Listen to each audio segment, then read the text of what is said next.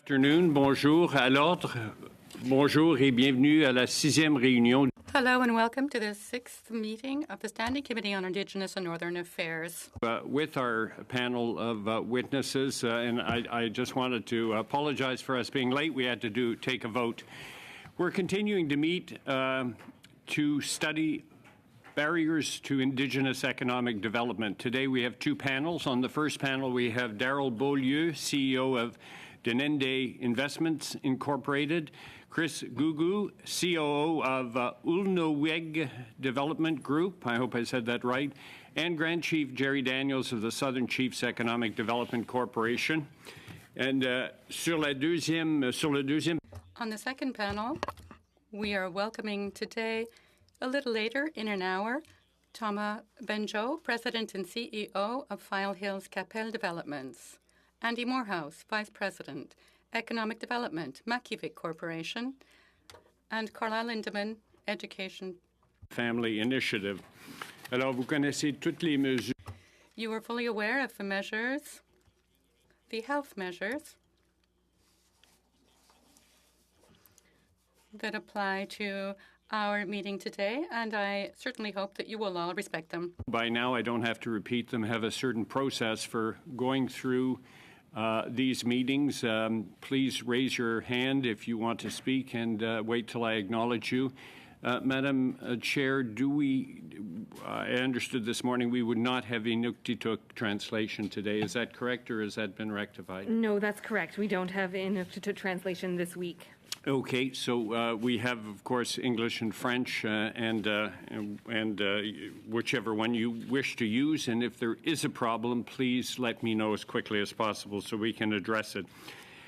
So each organization will begin with a 5-minute statement. Then we'll get into the first period of questions, which will be 1 6-minute question period for each of the 4 parties, and then we'll get into the second round. But without further ado, I would like to invite Mr. Daryl Beaulieu of the Denendeh Investments Incorporated to take the floor. You have 5 minutes, sir. Thank you, Mr. Chair, and thank you to the Standing Committee for inviting me to make a presentation. So I'm speaking to you today as President and CEO of Denendeh Investments Incorporated, which is the business arm of the 27 First Nations of the NWT, and a spokesman for the NWT Indigenous Leaders Economic Coalition, which represents all the Indigenous people in the NWT, the Dene, the Inuvialuit, and the Métis, who've come together to improve their economic conditions in our communities and looking at the overall well-being of the NWT. And I've been involved in economic development in the NWT for over 30 years and have seen firsthand the barriers to Indigenous economic development, and would like to take this opportunity to provide some possible solutions. Indigenous corporations and businesses in the NWT want to be major players in resource and infrastructure development. Existing funding programs have not been effective in stimulating the economic needs of the North. To make a difference and to be effective, capital for equity to leverage financing must be readily accessible and managed by existing Indigenous economic institutions based in the North, thus creating partnerships with governments, Indigenous business, and private equity. You need a stable, recurring revenue stream and accessible capital.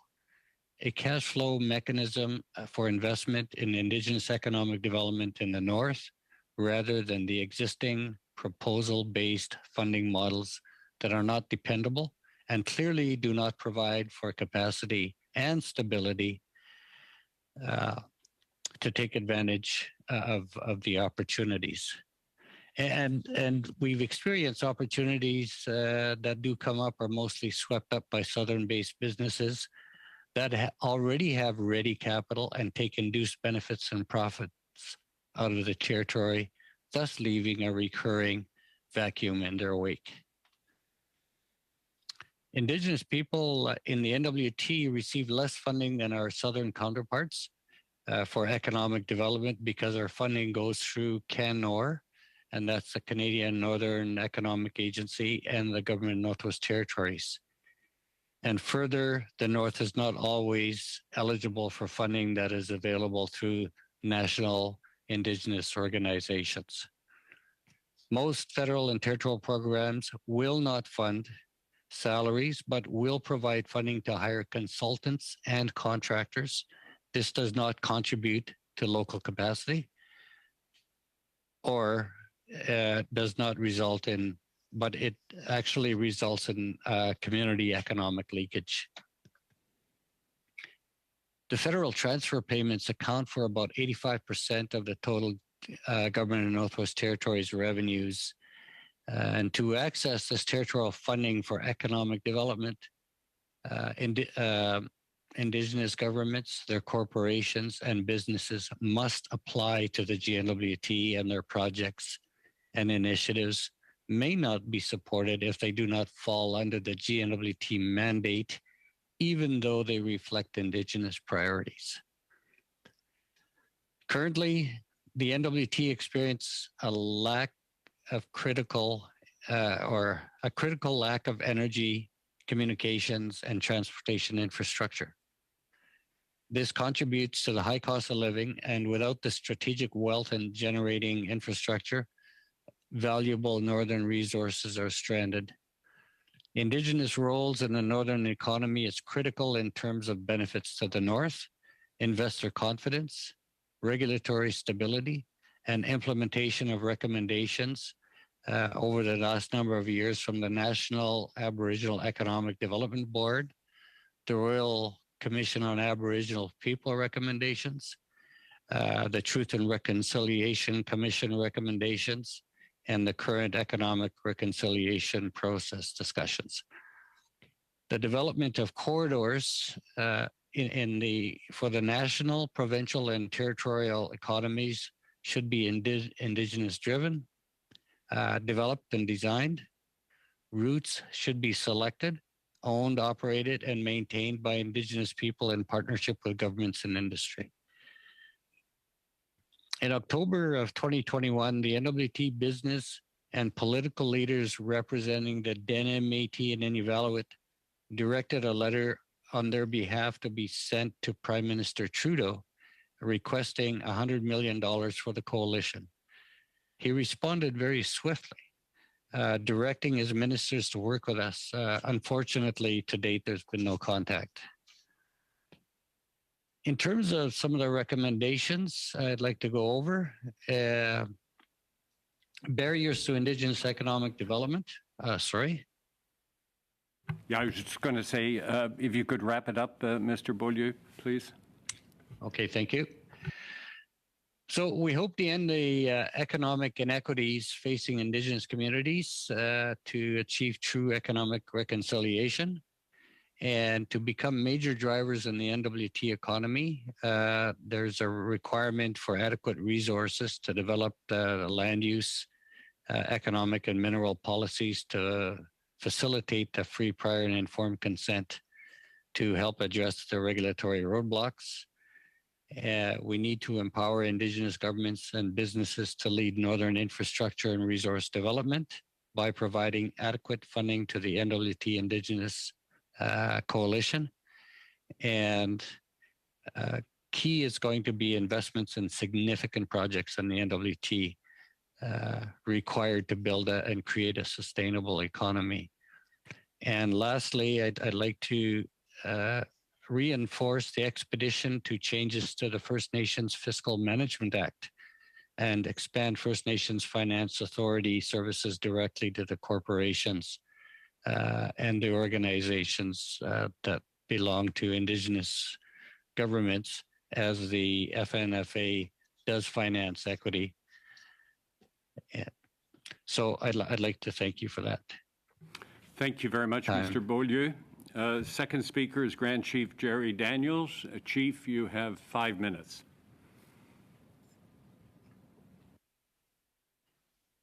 Bonjour, denwe magniluk, miigwech kijimani tu nungum, ogimama kodish nakaz, kaganushtiag dunji benasi du dim, ni jumes ke winga shkuzi ke dabeda, ni kukum makanawaya ogi nagadeniman. Thank you for the invitation to appear as a panelist to present the following opening statement regarding the very important and long-standing issue of barriers to economic development. My name is Jerry Daniels. I'm the chairman of the Southern Chiefs Economic Development Corp and the Grand Chief of the Southern Chiefs Organization in Southern Manitoba. We represent 34 First Nations as the Southern Chiefs Organization, approximately 81,000 citizens, being about nearly 10% of the total First Nations population in all of Canada. The Southern Chiefs Economic Development Corporation was launched in 2018 with the long-term purpose to help enhance and strengthen the economic base of the 34 First Nations who make up the membership of the Southern Chiefs Organization. The Southern Chiefs Organization was founded in 1999, and as I said, represents 34 First Nations from Anishinaabe and Dakota background. SCEDC, for short, for the Southern Chiefs Economic Development Corp, represents an opportunity for us to participate as full equal partners in private enterprise across Manitoba. It is an opportunity for us to help move from poverty to prosperity and as an integral component of building wealth in the First Nations communities of Southern Manitoba. My message is clear. The South needs to be open for business, and we are absolutely committed to that. The creation of the SCEDC is an important step on taking back economic sovereignty for our communities. The eagle was chosen, the logo for SCEDC, to reflect the importance of a strong economy as a messenger of hope and prosperity. The philosophy of SCEDC is that we are stronger and better together, meaning that we value all elements of good business and fair partnerships, because when we work together, we can build a stronger economy for all our peoples. Currently, Indigenous businesses, communities, and people in Manitoba contribute more than $9.3 billion annually to the Manitoba economy. Please see the report on Indigenous contributions to the Manitoba economy that was published in January of 2019. This report describes the importance of the Indigenous community for both business, government, and household spending in the Manitoba economy. Yet the First Nations people who make up the vast majority of the Indigenous population in Manitoba are the least involved in business and industry participation that creates wealth for its citizens. We believe that the long-term path to economic reconciliation will be focused on the components of building wealth. One of the key components is active and meaningful participation in the economy through sustainable and viable business development. We can no longer be shut out of the economic economy that this country's wealth has been built on, nor can we settle for less than full, long-term, and equal partnership that current and future business opportunities all around us is important and vital. If we don't build First Nations wealth, very little will improve the gaps in the standard of living, which will continue to be very unacceptable for our population. Regarding the gaps, several years ago, the Department of Indian Affairs did a nationwide Human Development Index study. The findings were clear and not surprising. The HDI for First Nations in Canada were the lowest of any identifiable group in the entire country, and the First Nations of Manitoba had an HDI amongst the lowest of any other First Nations in Canada.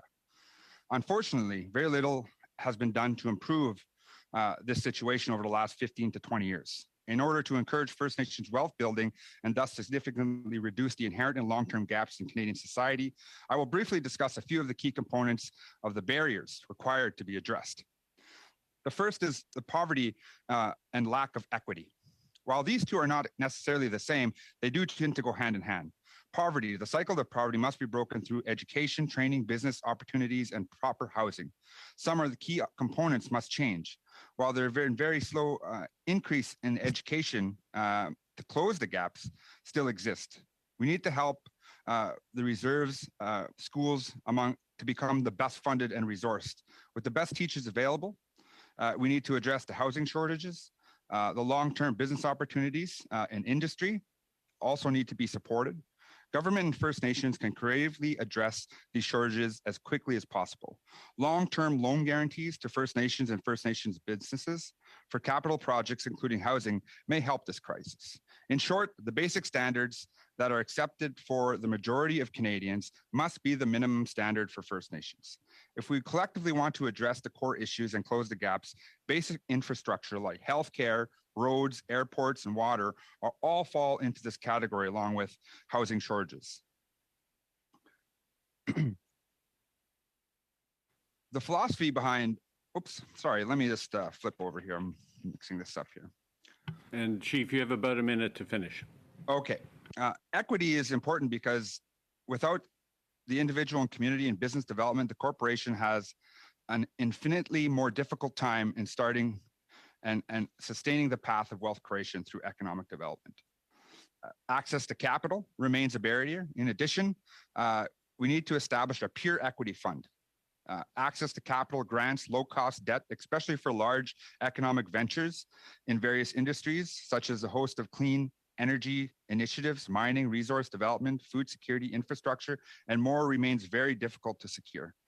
It's very difficult in the current capital resource economy for First Nations to enter. And for many, many decades, we've been behind through a blockade on First Nations' ability to meaningfully participate in the agricultural sector over many decades, and has been very difficult for us to engage because of the capital required, the bureaucratic interference in First Nations' ability to enter these now very capital-intensive economies.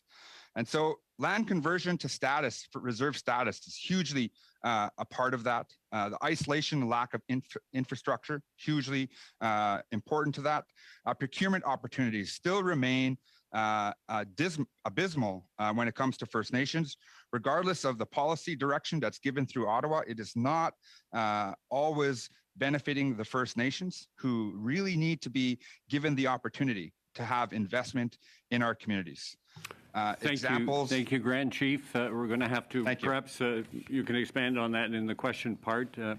I will. Now I'd invite Mr. Chris Gugu, who's the Chief Operating Officer for the Ulnueg Development Group. Sir, you have 5 minutes.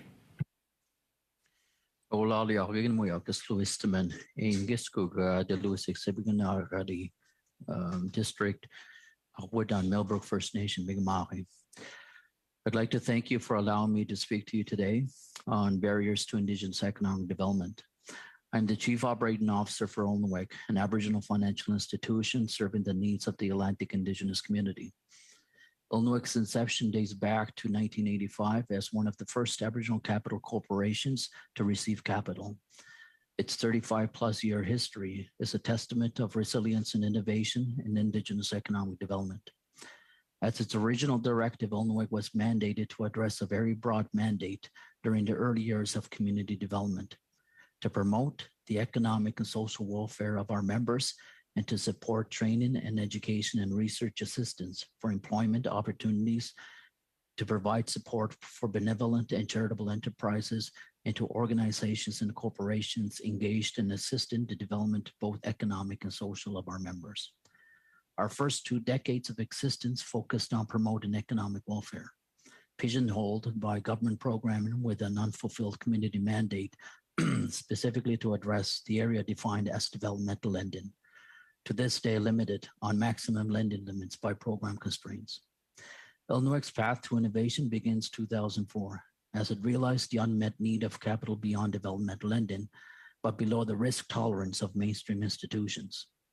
As our chair, Chief Terence Pollock, Member 2, stated in his address to the Atlantic Chiefs in 2007, in order for us to catch up with the Canadian economy, we need access to large amounts of capital. We need financing for our community and economic infrastructure, for housing, developing our fishery and forestry resources, and for business development. At the present time, we just do not have access to capital we need. If we do not act now to lay the foundation of our own institutions, to take advantage of our collective spending power, then the benefits will continue to flow out of our communities. Ulnueg developed a comprehensive feasibility study to establish its own Atlantic financial institution to address this gap. The market demand study led us to continue our research for innovative ways to address the capital needs of our First Nation governments in Atlantic Canada. In 2005, the Fiscal and Statistical Management Act came into effect, a framework built around utilizing revenue in the form of property tax and leaseholds on reserved lands to use as security for a loan from the FNFA. The immediate problem recognized by the Atlantic First Nations was their own lack of property tax and leasehold revenues. Because of our prior in-depth work on the market demand study with over half of Atlantic First Nations, we were able to support the efforts of FNFA's case to recognize own source revenues, inclusive of revenues from gaming, fishery, and other business-related activities. In 2007, in collaboration with the Atlantic Policy Congress of Chiefs, the Fishery Business Development Team was created to address the development of the Indigenous fisheries sector in Atlantic Canada. Its success leading to the creation of similar services in the Pacific and Northern coasts. As our search continues to find innovative ways to address the access to capital needs, we became familiarized with the philanthropic sector, eventually identifying that our review and presentation of band audited statements back to local chief and councillors under what we now call our community financial review process can be defined as charitable work. This led in the establishment of the Illinois Financial Education Center in 2014, a charitable organization providing government financial literacy. Our work also identifies the lack of infrastructure to accept philanthropic dollars, as First Nations have never been automatically legislated to be recognized as organizations doing the work of public bodies or governments, as have municipalities been. Our work has continued to include supporting communities to gain their qualified donee status under our charity at no cost to the bands. As we increase our efforts to support the growth of Indigenous businesses, we also realize that we severely lack capacity in the technology space. Efforts for increasing procurement participation, for example, identify a very low or non-existent capacity to bid on opportunities in this space or to participate in employment opportunities. Our path leads to establishing inroads into the innovation ecosystem to start identifying our needs, leading to a concerted effort in providing STEM education to Indigenous youth between P to 12, inspiring the next generation. Building bridges with philanthropy has also led Illinois establish into its own charitable foundation, the Illinois Indigenous Communities Foundation. Its recent announcement of a $15 million 5-year grant from the MasterCard Foundation is a testament to its innovative approach to advancing Indigenous economic development, not only through the lens of business and economic development, but inclusive of education, health, and recreation and community development as per its original mandate. This can also be seen in its history of institutional development, incubating critical institutions by providing financial administration services for self-governance, including the establishment of the Made in Nova Scotia process that became the Gwillimok organization involved in treaty rights implementation. Today, we are not only administrating the collective commercial enterprise of First Nation bands, but also in the development stage of supporting the creation of a Nova Scotia Mi'kmaq-owned health authority and supporting health transformation. Illinois' innovative approach has required increased financial support to the operations as it's grown from an organization of 6 persons to well over 65 today and still growing. The lack of operational support for capacity development as part of institutional growth is a common problem amongst Indigenous communities throughout the country, as has been identified in the development of national institutions like the FNFMB as well. Thank you. Thank you very much, Mr. Gugu. We'll now get on with the first round of questions, and it's Mr. Shields, I believe, for 6 minutes from the Conservative Party. Mr. Shields, the floor is yours. Thank you, Mr. Chair. Thank you for the witness today. Appreciate your excellent presentations. Going to the far north, let's start with the far north with the first presentation. Sir, you mentioned funding programs is a non-starter to begin with. Would that be true? Yes, the funding programs in the north are more programs designed for communities, municipalities. For example, the Canadian Northern Economic Agency provides funding directly to the government of Northwest Territories, municipalities, and various program dollars for the communities. Programs in the sense that you apply for a program, you receive funding. Does that also lead into the situation where you referred to as contractors, consultants, because you can't have people there? So the funding then allows you to get basically Southern consultants and Southern contractors? That's an issue you're referring to? That is also an issue with Southern contractors and Southern consultants. There are some based in the north. But I wanted to get focused a little bit more on the programs Most programs you can apply for is $15,000 or $25,000. And with the coalitions initiative and the strategic planning, you can't build an economy on $15,000 to $25,000 a year. Right. So in a sense, the base funding is not there to develop what you need to do for economic development, is what you're suggesting?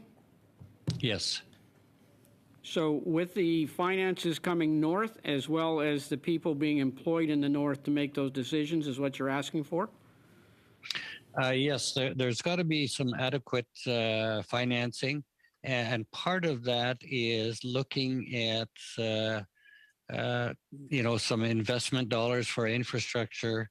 And once that's in place, that can be used to leverage private equity and be able to start looking at a planned economy versus a reactionary economy that we've experienced in the last 20 to 30 years. Right, thank you. And the diamond mining, of course, you seem to be well connected. I think I have a couple of diamonds with polar bears on them that probably came out of significant development, the DVAC mine. Yeah, I'm not sure if I sold you those diamonds, but...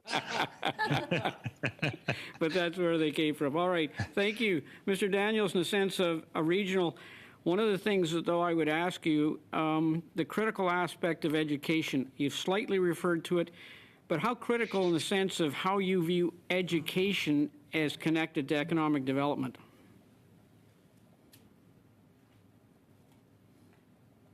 Well, I think education needs to be reflective of the economy, of the local economy, and the opportunities that are available within the local economy, which are not always present and clearly connected to the training that is being done in the region. And so I think emerging industries are very important, but First Nations definitely have a hard time in accessing or being a genuine partner with industry because of the lack of capital that's available, and also the experience within those areas. And so we suggest something like a pure equity fund be established for the use by First Nations and regional development corporations who can access equity, and to help them get a start in a significant business opportunity area. Whatever area that be, that would have not as many strings attached as we've seen previously. And this would level the playing field, because First Nations for decades have been left out of many industries and haven't been able to develop or accumulate a significant amount of capital where they can diversify within a large, to a large extent. And I think that this is what's been creating the sustained poverty and the continued increasing gap within the region. Transfer payments within social programs can only go so far. Many communities are stuck managing poverty in our communities, and we need to shift that focus towards creating opportunity and partnerships and building those relationships with the private sector. And that needs the support of Canada. Canada needs to be able to create a willingness and openness of having First Nations not only be involved in that area, but to be real contributors. The investment that happened here in Manitoba with the protein plant, it could have been done on a First Nations reserve. Many of the significant. You're touching on directly where I would go, in a sense, and you talk about land base. I think that's critical in a sense, those partnership opportunities. So you've got the one example that's popped out. Have you got others that you would like to suggest? Well, there's numerous ones. We have a film industry that's being developed here in southern Manitoba.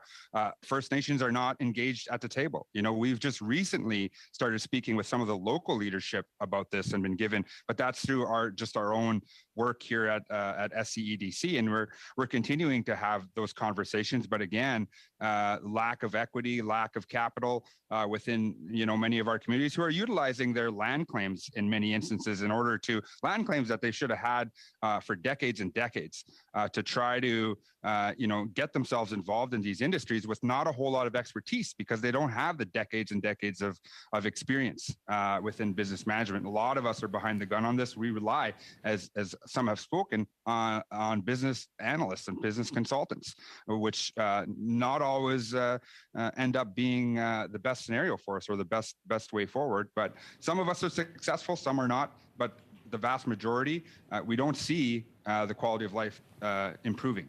Thank you. I think that's the problem. Thank you. Thank you, Mr. Shields. Mr. McLeod, you have 6 minutes. Thank you, Mr. Chair, and I'd like to welcome our presenters, Chief Daniels, Chris Gugu, and from Northwest Territories, Darrell Beaulieu. It's a real pleasure to hear the presentations, lots of good information. My question is for Darrell Beaulieu. And I know personally that Denendeh Developments has interests in a wide variety of sectors. And I wanted to know, are there any particular sectors of the economy that as an Indigenous organization, you have found more difficult to get involvement in? And if so, what steps can the Government of Canada take to help organizations like yours diversify into some of these new fields? Thank you very much, Michael. Yeah, as you mentioned, we've been involved in utilities and the oil and gas sector for many years, and as the mining industry is driving the economy in Northwest Territories, especially in the diamonds areas, for a number of years. The Indigenous groups have really focused on providing services to the mines and building up that capacity. And in the 90s, there was a handful of Indigenous business providing those supply and services. Now there's close to 100. But then you got to realize that mines have a finite life cycle, and that's coming to an end. So we've got to diversify. And one of the biggest challenges, I think, is the infrastructure development for hydro, transmission lines, and transportation corridors, et cetera. So that's going to take a lot of capital. It's going to take technical capacity and a lot of planning and a lot of quality project preparation processes that cost a hell of a lot of money. Feasibilities, market assessments, competitive analysis, engineering, legal analysis, environmental impact assessments, structured financing plans, financial transaction plans, implementations, etc. So just the fact of looking at a project, it takes a lot of capacity, financial, legal, environmental, etc., working with governments, the regulatory processes, the banks, private equity when required, et cetera. So that's where I think there's a real shortfall in funding Indigenous business in the North, well, not only in the North, right across the country.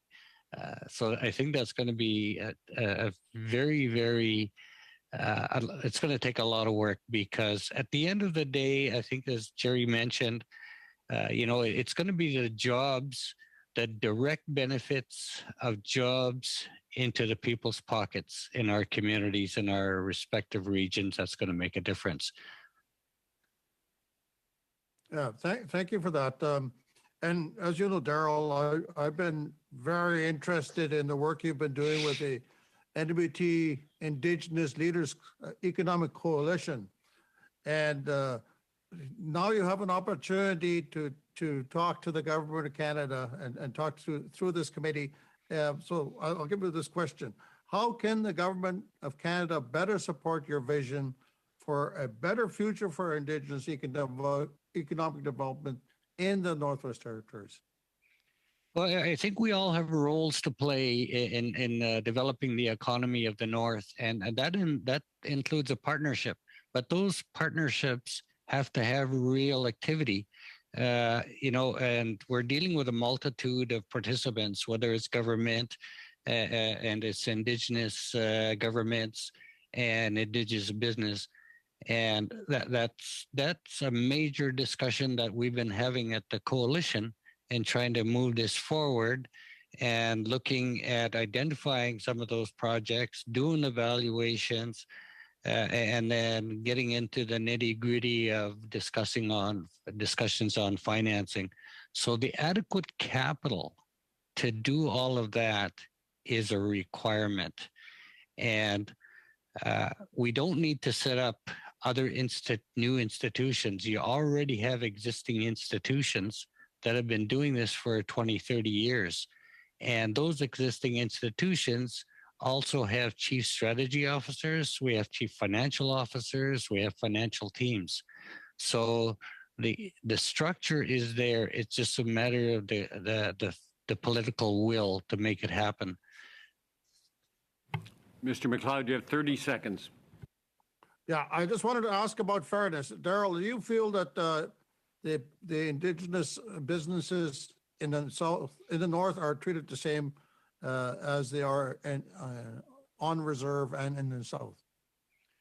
I can answer that very clearly. No, the indigenous peoples in the north, because there's no reserves, and because of the programs being transferred to third parties like the GNWT and the Canadian Northern, or CanNor, I should say, the Department of Indian Affairs and Northern Development has really stepped back.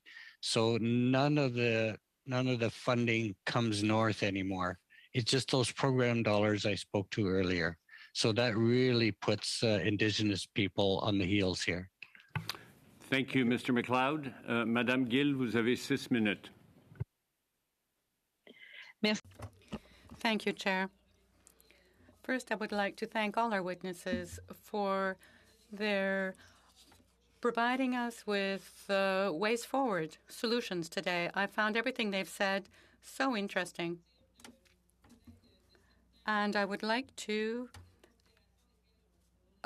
move beyond some of the considerations that we've been hearing about, even though they're of great importance, such as access to capital. I have heard Mr. Daniels mention other types of difficulties that First Nations face, including housing, health, education, infrastructure access, basic infrastructure, drinking water, for example. And I would enjoy hearing from each of you on this matter. Is this as well a problem? Of course, there's the matter of capital, but you do need to find entrepreneurs, people who are willing to find the solutions and create the solutions if we want to address this issue and ensure equity and fairness, basically help entrepreneurship, but among Indigenous peoples.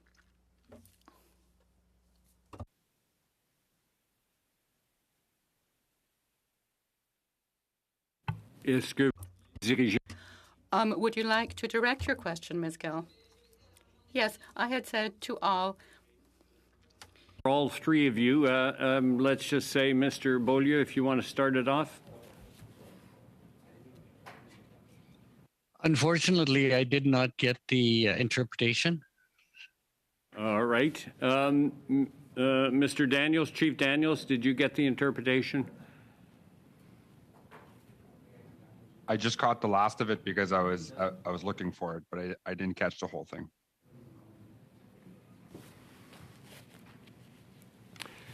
Monsieur le Président, est-ce que vous me permettez?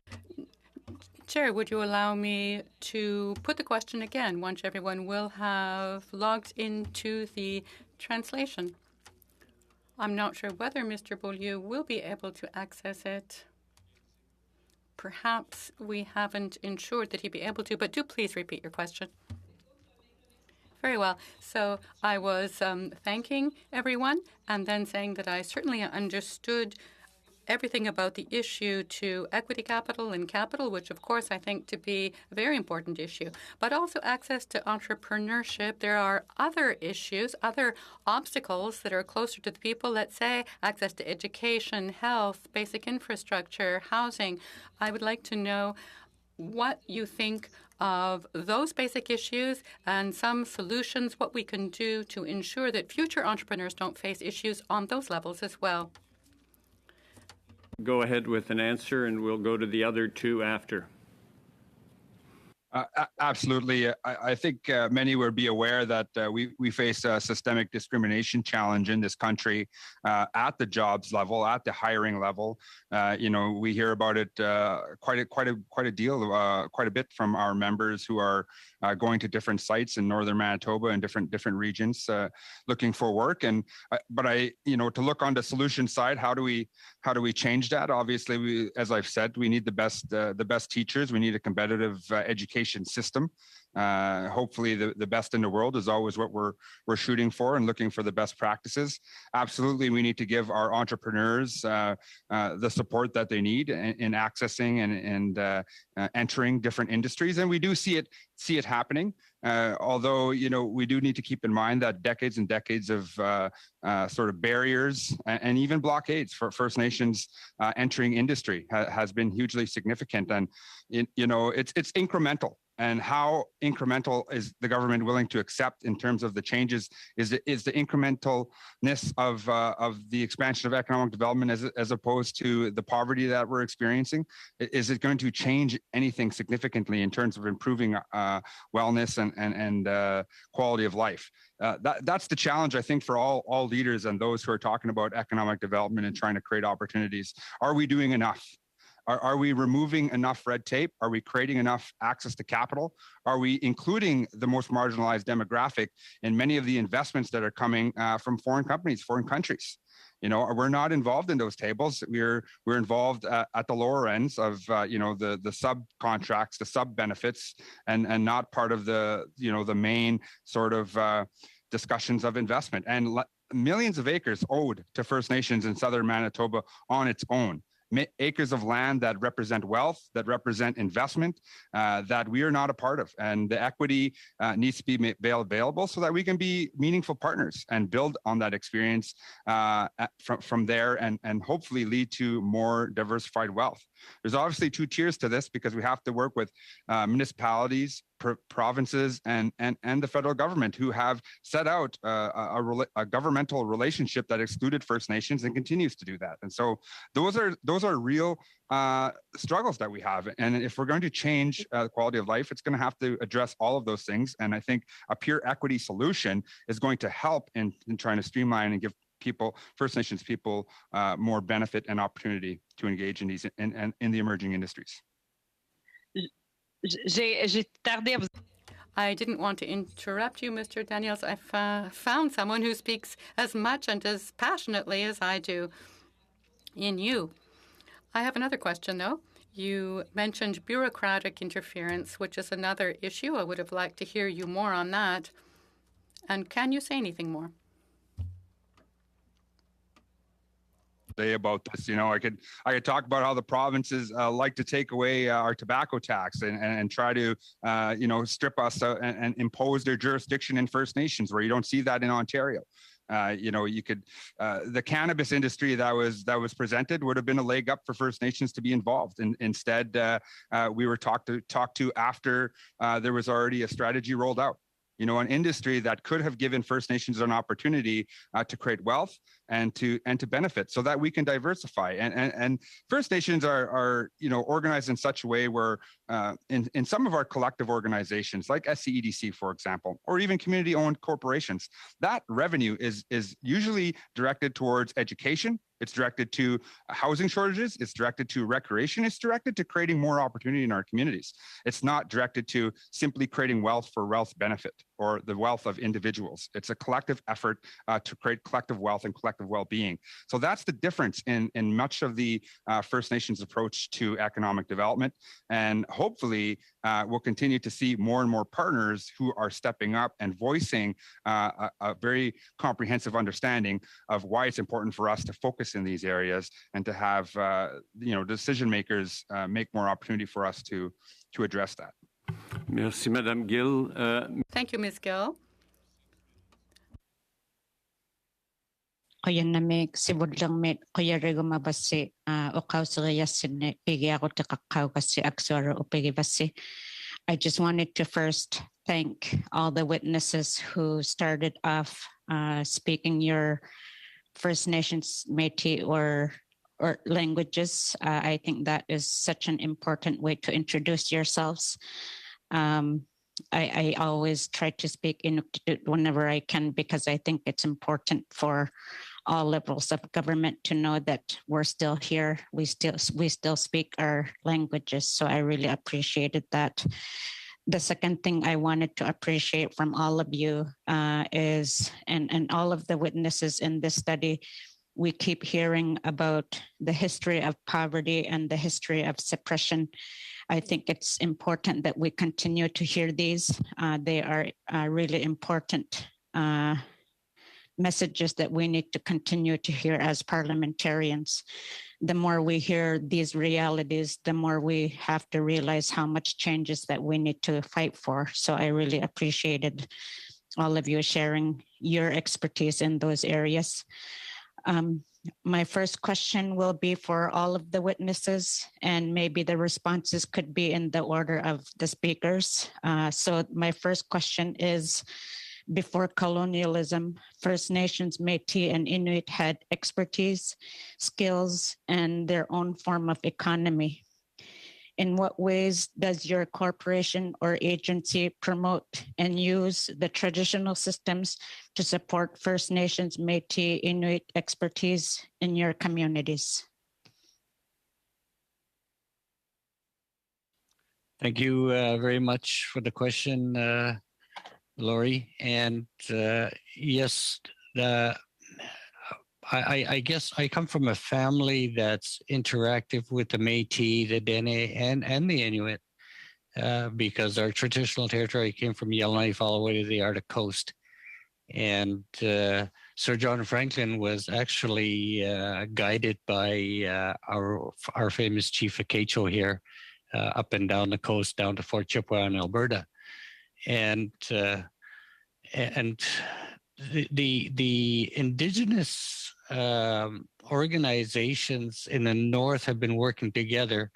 We've had partnerships with Inuit, Inuvialuit. We have actually one partnership, Northern Aboriginal Services Company, which is the Yukon Indian Development Corporation, Nunisi, the Inuvialuit Development Corporation, and the Denendeh investments have been working together for the last 30 years. And we maintain all the telecommunications infrastructure in the north. And the residential school had some bad parts of it, but it also had some good parts of it. And those of us that survived have engaged to be very good friends, and not only in family, but in business relationships.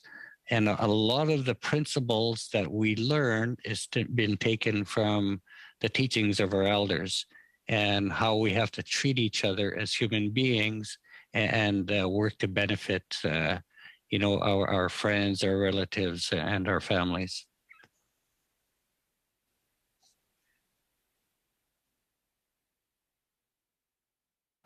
Chief Daniels, do you want to comment?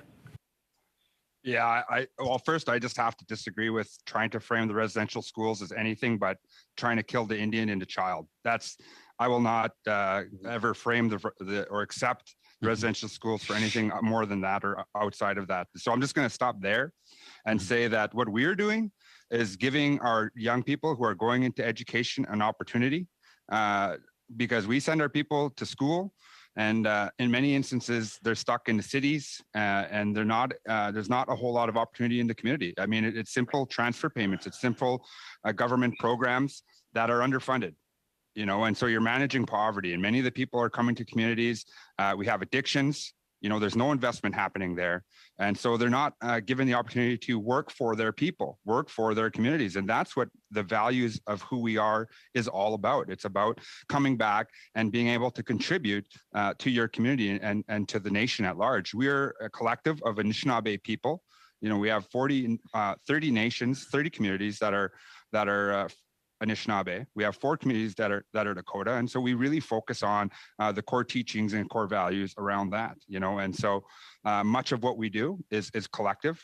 We're a collective economic development corporation owned by all of the communities, and so in addition to growing the corporation, it's also about building opportunities for recreation so it's all about investing back into our communities and supporting community well-being and looking to how do we partner with the communities in order to create more opportunity, and how can we build relationships within the private sector to build more opportunity. That's I think is what it's about for us, and it's a comprehensive approach because we're trying to look at all areas and all opportunities, and it's about fairness. We've always been fair. The treaty process was fair. The survival of many of the settlers who came here in the early days was dependent on First Nations. We were the social sort of contributors. We contributed to the survival of settlers in our territories. And so that value system continues today. And so it's all about fairness, and we've been a part of that. Equity is about fairness. You can't say that a First Nations child born in a First Nations community has the same equity as somebody born in middle-class Winnipeg here. It's just not the same. You're not experiencing the same sort of decades and decades of poverty and all of the other stuff that goes with it. So that's what we've been doing in order to bring continuity in terms of our cultural values to economic development. Thank you, Chief. It's used up the time, but I was wondering if Mr. Gugu, you wanted to comment as well. Yes, definitely. As I mentioned, we have 3 separate institutions within Nulnuwik, and those they have each individual different approaches to this. So as an organization, first of all, with 65 staff, over 65 staff, we have a very youthful population internally as well, with under 35, probably 55, 60%. So as part of this process, our onboarding process involves something simple as lunch with an elder or traditional knowledge holder. So all of our staff actually sit down at lunch with our remote communities as well, remote people, and gain this knowledge from traditional people and from elders, and talk about history and things like residential school experiences, Indian day school experiences, and just bring them back about the values and where they actually come from. Under our education center, we have been very critical in how we approach science, and use in our elders' teachings of Albert Marshall, the term of Edwoptimunk to White-Seen. How do we bring science and Indigenous knowledge together and create a real environment of reconciliation, for example.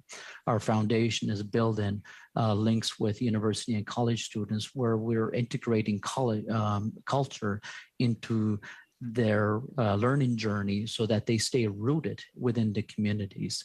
As one of our most exciting things that we've actually done, most recently closed in December, was we purchased 200 acres of ancient Wabanaki forest.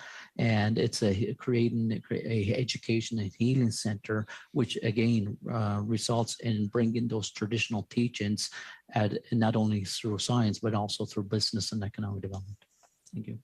Thank you, Mr. Gugu. That completes the first round. We'll move to the second round. An oversight on my part. This committee is coming to you from the unceded traditional territory of the Algonquin Anishinaabe. Mr. Vidal, you can kick us off. You have 5 minutes. Thank you, Mr. Chair. So you surprised me. I thought when you said we maybe weren't going to go on to the second round, so I will gladly do that. So start the second round. I'm going to try to get the first 4 in.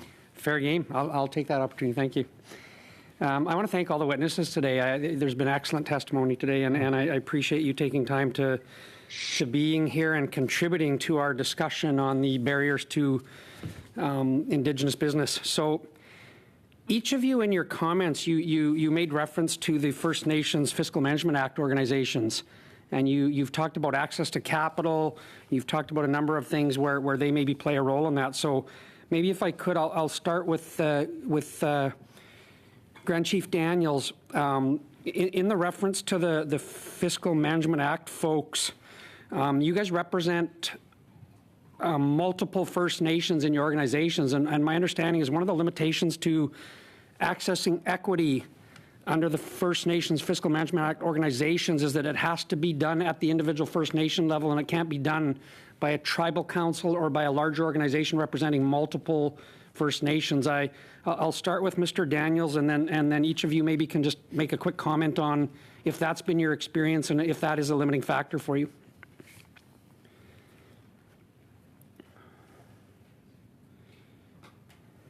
I think that we always want to make these things much easier for First Nations to take a meaningful involvement, and absolutely we haven't seen that.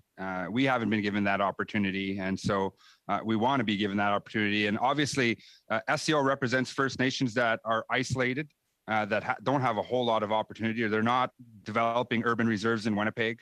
They're all Anishinaabe, but we have 3 or 4 or 5 communities that it's probably decades away from really seeing any sort of significant economic development in any of the real important market areas of southern Manitoba. And so our approach is really to try to support those communities and try to build partnerships and support the work that they should be given the opportunity to achieve. And so that's what SCO has been working on in terms of economic development, because we're thinking of all 34. My community, for example, of Long Plain First Nation is doing great here in Winnipeg, but that does nothing for Pungassi, that does nothing for Poplar River or Little Grand Rapids, who I will also say have the most child apprehensions in all of Canada. And has to do with the lack of opportunity and the lack of economic development and support in that region. And so we think of those communities at SCO. We think of the communities who are behind. And when the comparison in terms of equity, there's just no comparison. They don't have the same opportunity. And so we have to try to support those regions who are not in a place where they can capitalize on it. And so when I think of the Management Act, I'm not sure how that'll benefit, communities like that. But for SCO, can take the approach and the lead for those communities and hopefully strengthen all of us by tying us together as one. And that's sort of the approach we would like to take. Thank you. I appreciate that. And I don't want to cut you off. I'm so limited on time here. Mr. Beaulieu, would you want to comment on kind of your experience with the equity access from the First Nations Fiscal Management Act folks? Yes, thank you very much. The First Nations Financial Authority, or the Act, I guess I should say, is not equal across Canada.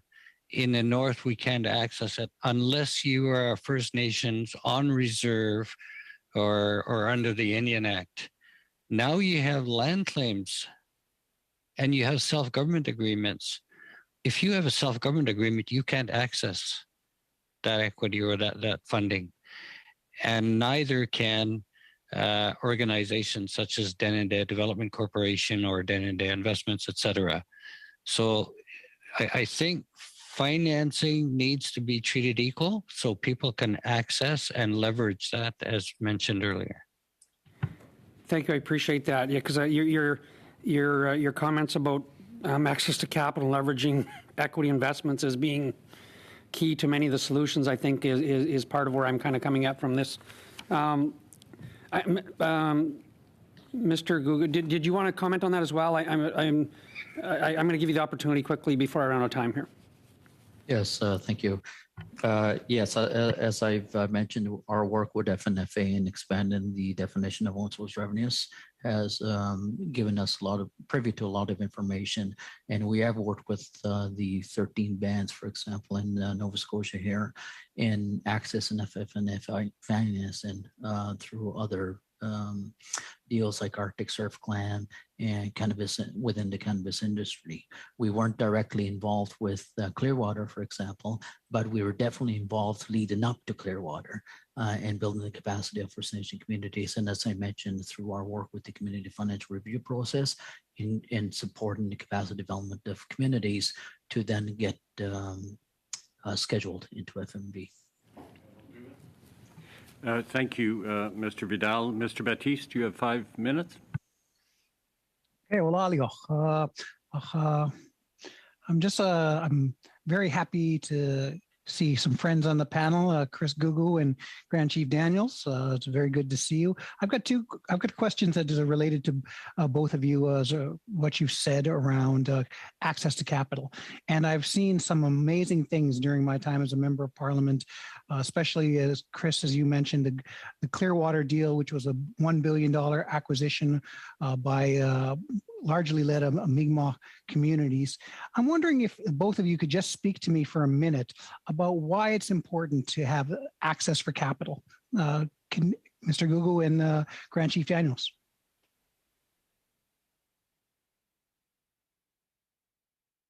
Go ahead, Mr. Gugu.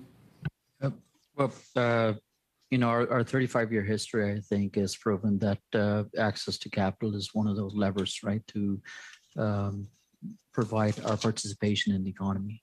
And especially when we're talking about revenue sources to potentially run our own governments, our reliance right now on own source revenues to provide those, fill those gaps that exist within our program and are without OSRs is detrimental for us. There have been discussions in earlier talks about transfer payments and monetizing those transfer payments for example, like infrastructure financing. And I think those are great ideas. In terms of the larger access to capital needs of communities, there is a gap still that exists along the curve of access to capital, leading to mainstream institutions and the private market. That gap still exists, and it is something that we continually to look at to fill. It is not an easy thing to fill because you can. I have an example for one where we went to the mainstream financial institutions to get capital to address that gap with a 1-to-1 ratio cover from the philanthropic sector, and still the mainstream institutions did not support capitalize an AFI because of I think, a systemic barrier or discrimination, whatever you want to call it. So those exist like that. And I think, as you know, Jaime, very well, increased economic development through increased participation with access to capital leads to improvements in health, in education, in social determinants. So. Thank you. And Chief? Yeah, you know, anyone who's involved in the private sector knows that it's always very, very competitive. You know, you have to have the relationships in order to know where to purchase, where the best labor is for whatever industry that you're working in, and capital is an important part of that in order for you to take a position, whether it is as a partner or as an owner. You know, there's lots of opportunities that could have potentially been available here for First Nations as a collective. The cannabis industry was one big part of that, you know, and there's an exclusion of First Nations from much of the industries here in Manitoba, and we haven't been able to capitalize to an extent where you're starting to see quality of life change, or you're starting to see, you know, job growth outpace population growth. And so poverty growth is continuing to be the trend here in Manitoba, and it's leading to 11-year gap in life expectancy. And so it's important that, you know, there is an availability of capital for us in order to make purchases into different major infrastructure developments, like, you know, the transmission line that went through. There could have been an opportunity there for us to own. There's many expansions happening in different suburbs throughout Manitoba, throughout Winnipeg. We don't own that land. You know, meanwhile, we're owning millions of acres, but it's business as usual. While we're still left negotiating 20 years later since the agreement was signed, 25 years later, and we're still sitting here without capital, without the land, and still being told to wait. And hopefully one day we may get those lands back. But in the meantime, industry is continuing to move forward, and capital is restrictive, and so is the bureaucratic red tape. When it came to cannabis, we were excluded. And I mean, when we try to create our own industries, province comes down on us and tries to regulate and close down our shops. And so that's the challenge for us. It's an economic blockade, and we need to continue to address it. And these are the reasons why there's poverty for First Nations. There's not a lot of support for foreign investment for First Nations communities, or to give guarantees for foreign investment into First Nations that could be located near railway lines, that could be located in market areas that are favorable for investment. And so those are the challenges that are important for us to understand and hopefully to address. Thank you, Mr. Baptiste. Madame Gill, 2 minutes et demi. Thank you, Mr. Chair. I have another. Également la question. I have another question for Mr. Daniel, who did talk about distance markets and industries are far, costs are higher, and there's a problem with labor. So I would like to hear him, hear Daryl Chief telling us about remotedness, who is a problem per se. And that question can be answered by other witnesses too. Thank you. Grand Chief, you have the floor. The question was for you. Significant solutions to what you're talking about is connectivity in our communities, and the online market, or the online economic development opportunities for training, universities, certification, all of those things. Obviously not sort of the direct applied arts, because to be able to get the sort of job site training is much more difficult, but there are opportunities in that sense, but it's still limited.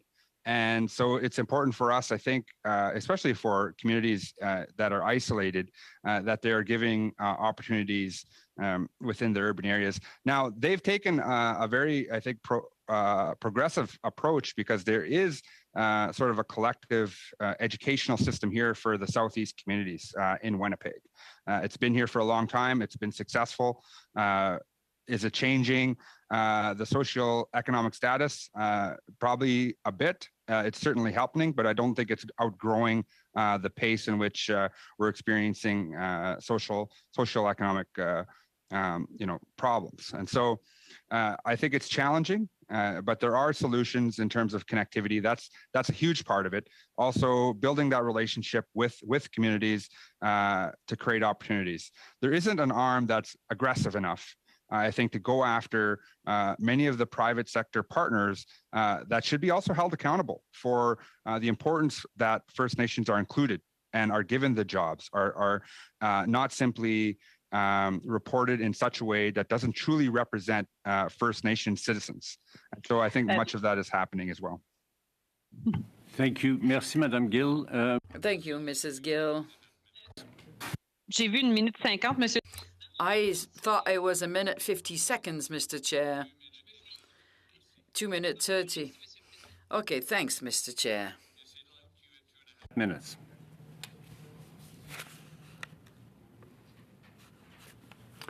Ms. Idloud, can you hear me? You have 2.5 minutes. Thank you so much. I just wanted to ask the three witnesses again. Maybe I'll switch the order from the last speaker to the recent one. I'm struck by the expertise that you all have in each of your areas, and the experience that you've all had with being Indigenous, and the barriers that you've had to face. I really wanted to also react to Grand Chief Daniels about how things are incremental when it comes to First Nations, Métis, and Inuit economic development. I think it's beyond incremental. I think it's actual suppression. I think it's purposeful, the government policies of how to make sure that we're not able to do as well in economic development when it comes to First Nations, Métis, and Inuit communities. So my question to all three of you is, how would you change federal policies for these for these traditional economies that I had asked you more about, so that they can be better accepted? What kinds of policies would you see changing needed to make sure that we could have better engagement with First Nations, Métis, Inuit businesses? I'm afraid you're each going to have about 20 seconds. Mr. Gugu, if you want to start. I think what I would say is greater flexibility in policy and as much devolution to Indigenous-owned institutions as well. Chief Daniels. Make land available. Stop regulating First Nations when it comes to economic growth or economic investment. Give us a guarantee for First Nations who want to have foreign investment, and give us our land so that we can develop our land and create opportunities. Get the bureaucracy out of the way. First Nations can do well as long as we stop seeing the interference and the blockading on our economies. Thank you, Mr. Beaulieu. Thank you. I think one of the first steps, there's been so many recommendations from the various organizations, institutions over the last 20 to 30 years. I think it's time we start actioning some of those recommendations on the ground in the North. Thank you very much. I would like to thank our three panelists this afternoon, Chief Daniels, Daryl Beaulieu, and Chris Gugu, for offering their time today to answer our many questions. Very much appreciated. This will help us with our study. And to all the committee members, we're now going to proceed seamlessly, hopefully, into the second panel. We'll be hearing, as I mentioned, from Thomas Benjo. This is from the who is CEO of File Hills Qu'Appelle Developments, Andy Moorhouse, Vice President of Economic Development from the Makivik Corporation, and Carlana Lindeman, the Education Program Director from the Martin Family Initiative. So we'll start off with listening to Mr. Benjo. If he is here, Mr. Benjo, you have 5 minutes to make your presentation. Thank you. Perfect. Thanks so much. Welcome, everyone. Pramea, thank you for giving me time to speak and talk on behalf of our FHQ developments, which represents the File Hills Qu'Appelle Tribal Council within the Treaty 4 territory in Saskatchewan. I am a member of Mesquite First Nation. So I guess one of the important things, I think, when we look at some of the barriers to economic participation for Indigenous communities, we got to go back to having a look at, what is the economic and socioeconomic impacts that we need to demand for some of the projects that happen within our territories, and in how we manage business and create those business relationships within our territories. I look at, quite a number of projects that happen that are, federally funded or provincially funded projects that happen within the territory. And, when we go back and try to assess, what is accountability and transparency on these projects for Indigenous participation, we're told that there's, Indigenous procurement policies that are in place, and that we're going to spend so many dollars with Indigenous companies, and we're going to employ so many Indigenous people. But in the experience that I've had in my 5 years as CEO, is that a lot of times policy dictates sometimes negative relationships, and where organizations are just willing to just do enough in order to secure a contract or to meet the premise of Indigenous procurement policies. Or we look at the labor side of the coin, and looking at major projects where, it's just enough to get an Indigenous person a job for a period of time for a project, versus how are we actually building and developing capacity for our own people. These are things that, are often very frustrating for us when we see these major projects in our territories. They continue to move forward, and they continue to talk about the success, but that success is only transactional in nature, and that it is only at one point in time, rather than seeing the relationship be built between those businesses, those projects, and with the First Nations in those territories. So those are some aspects that I know we've seen in a lot of projects. Now I know based on the types of policies that we see within our territory, we've had to change the way that we do business as an organization. Our focus is absolutely on economic and socioeconomic impacts. So that means, not only do we need to build a business portfolio that is competitive, that can compete in the markets with non-Indigenous businesses, but we're also have the responsibility of economic development and making sure that we're building the Indigenous business ecosystem around us. So how do we bring our nations, how do we bring our entrepreneurs, our citizens together with us in economic prosperity with these projects? And the third piece to this is how do we actually develop Indigenous talent alongside the opportunities? And so we have a very specific strategy that focuses on Indigenous participation. And that means that we are taking the time to understand the work and the careers that are to be built. We're not here to just fill numbers for organizations. We are here to actually build careers. And so our team of Indigenous HR specialists work with organizations to develop more thorough plans on how we're going to see the opportunity, see the careers, so that our young people, if we work with an organization and let's say 10 years out, they're going to need a certain type of engineer, they're going to need a certain type of skill set.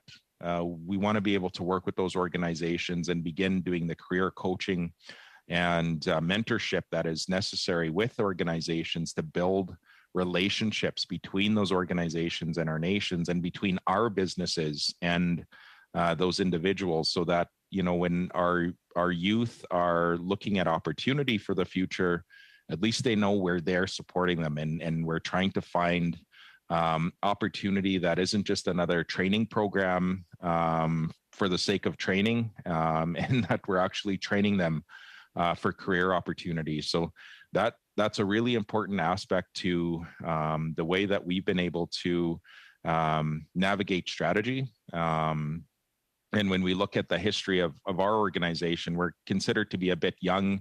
And in our infancy as an organization, we've only been around for a little over 10 years, but we've started with very, very little investment from our nations, and we've leveraged relationships, we've leveraged strategy, and we've used what government programs we've been able to have access to be able to build and develop the business model that we now have as an organization.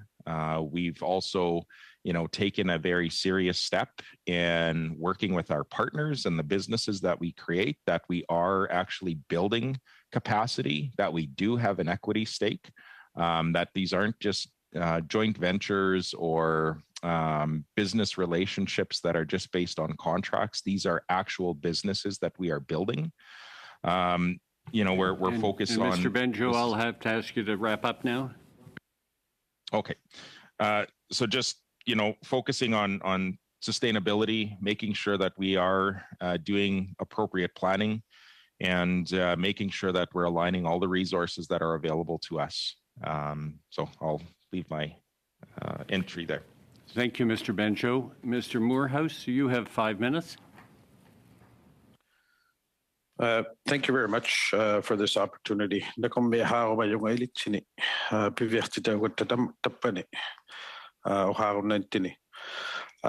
come to you as Vice President for Makivik Corporation, representing the Inuit of Nunavik, but also speaking on behalf of all Inuit across Inuit Nunavut. I'm going to mention just a few challenges that we have with the allotted time that we have in regards to Indigenous economic development.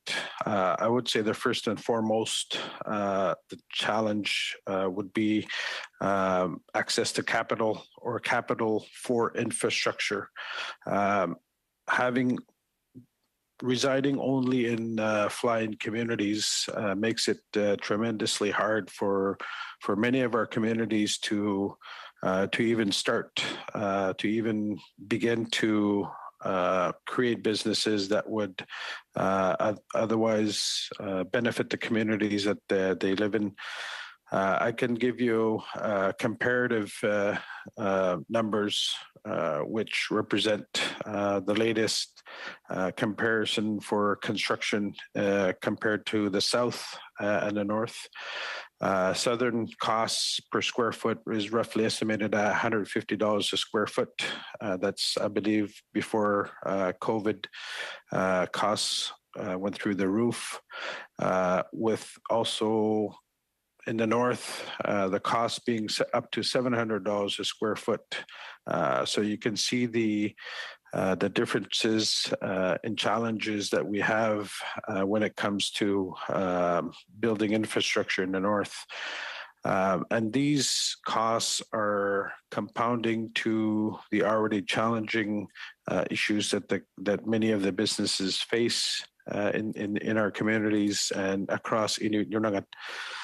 Where even the simplest business that would attempt to start, whether it be just a consulting service requiring limited infrastructure or equipment to a restaurant or even a professional trade service provider, would require heavily to invest into the infrastructure, which would require capital. And if you take into account operating these infrastructures, which are exorbitant costs because you have to transport the operating expenses such as fuel for heating. I can tell you at the moment we're dealing with minus 55 temperatures, which is quite heavy on all infrastructures that we have, which increases the cost of operations for many of our communities and many of our businesses. I mentioned as well that these communities are only fly-in communities. Many of the communities that we have are not connected to the main highway network, and there's limited services that come each year, meaning that shipping season is quite tight, which we have to rely on air transport. Just in northern Quebec, 14 communities are all only fly-in communities. We're not connected to the main electric network, so we do not have infrastructure such as fiber optics. So these compound on the challenges that many of the Inuit communities face. And not to mention, once we are finally able to get our shipping season open from July up until the end of October, we only have 4 months in order to manage all the essential needs for the communities that will have to last for the rest of the year up until the next shipping season. So in the end, it's extensive planning and extensive management of infrastructure and of capital that do not necessarily generate any revenue. The last point that I would like to make has been echoed by many of the panelists, which is basically priority of contracts. If there are any contracts that are coming up for bids, it is essential for many of our businesses to have access to these contracts by priority if they are happening in their communities or if they're happening in their regions. I believe I've echoed this sentiment by all First Nations across Canada, because we have heard these same messages across Canada as I'm also a board member for the National Indigenous Economic Development Board. Thank you for the time. Thank you, Mr. Moorhouse. Ms. Lindeman, you have the floor for 5 minutes. Thank you very much. And thank you for inviting me to this event, to an opportunity to speak with you about our programs. I join you from Shunia, Ontario, which is the traditional territory of the Fort William First Nation, signatory to the Robinson Superior Treaty of 1850. In these remarks, I want to introduce you to 3 programs that we have developed that focus on business and entrepreneurship for Indigenous people.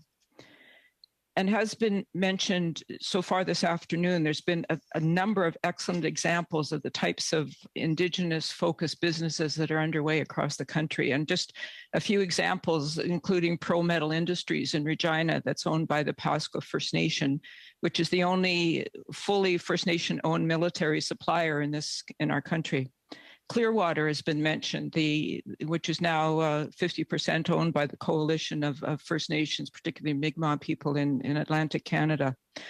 The Clark Lake Geothermal Project by the Fort Nelson First Nation is one of Canada's first geothermal electricity facilities. Massive wind farms in northeastern Ontario, New Brunswick, and Quebec. And lastly would be the huge transmission project here in northwestern Ontario that's connecting 17 First Nation communities. These examples clearly illustrate the economic impact now and the potential economic impact of Indigenous people in our country. And we know how much of a benefit that is not only to Indigenous people, but to Canadians as a whole. The Martin Family Initiative believes that Canadians must ensure that Indigenous children, youth, and adults receive the education they require, since they are such a vital part of Canada's future, present and future. And we believe that education is a key way of eliminating barriers to economic development. We cannot build a strong country if we turn our backs on the youngest, fastest growing segment of our population. This requires all of us to work together to ensure that Indigenous people have the knowledge and the skills they need to participate in these exemplary ventures and others, and those of the future. To this end, MFI, our acronym for our organization, has developed a suite of programs to introduce business education to First Nations elementary school students, to Indigenous high school students, and to Indigenous adults across Canada.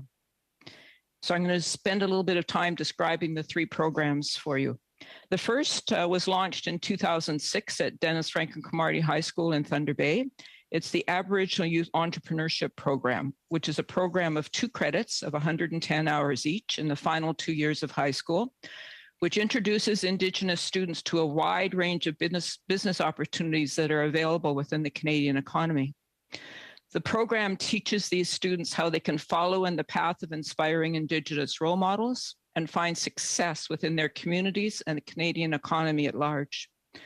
The courses help these students to succeed in high school, in the workplace, in post-secondary studies, and in life. It's designed to improve proficiency in business math, English, financial literacy, accounting, business marketing, and information and communications technology, all the while supporting the acquisition of leadership skills and communication skills. Since its launch, almost 6,300 students, high school students across the country, have enrolled in the program with about a 75% completion rate. In some years, it's been as high as 80%. The second program was created at the request of leaders in Manitoba, as a matter of fact, who were very familiar with the high school program, but said that we need something for adult learners, for Indigenous adult learners. So we created a 60-hour program called the Indigenous Entrepreneurship Course, which has the key elements of the high school program. And it too has been very successful. We do a lot of evaluation, a lot of feedback from the instructors and the students in all of our programs, and we use that to continually improve it. Our third program is right now underway and being piloted in First Nation schools in Alberta and Saskatchewan. With the support of NGen, the Canadian Manufacturing Supercluster, we've developed 2 courses for grades 6, 7, 8 students who attend First Nations elementary schools. The first is called Introduction to Financial Literacy, and the second is Introduction to Entrepreneurship. Our goal, once the pilot is finished and we've changed the courses based on the feedback from the schools, the teachers, the students, the parents, the elders, the knowledge keepers, is to expand across the country. To support these programs, all 3 of them, we've developed a series of textbooks and teacher resource guides. We incorporate Indigenous examples, case studies, teaching tools such as a medicine wheel, Indigenous role models, and we use the 7 sacred teachings as the ethical basis of business. We have dedicated coordinators who provide training and ongoing support for the schools. We've also developed a number of extra resources. So we've developed a food and tourism sector materials for students who are interested in entrepreneurship activities in either food or tourism. We're currently creating an app, which we think is the first high school business app anywhere in the country, and that'll be available free to students. Case studies of Indigenous entrepreneurs and related materials. And in collaboration with NGen, we're developing right now a series of materials to support the manufacturing sector in Canada. So really a focus on developing a product for students. We also have a Google Chat site, which has really, over the last 2 years, really blossomed, where we post print and video resources that classroom teachers and students can use to support the program.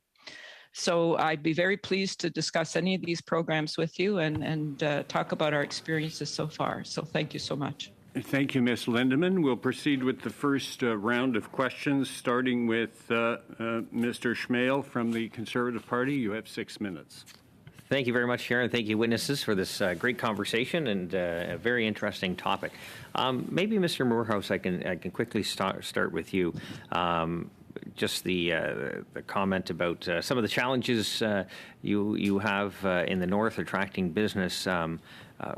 What are? Can you maybe expand or tell us about some of the other challenges you're having in regards to energy and the price of it, and what barriers that has in respect to attracting business and keeping costs in line and that sort of thing?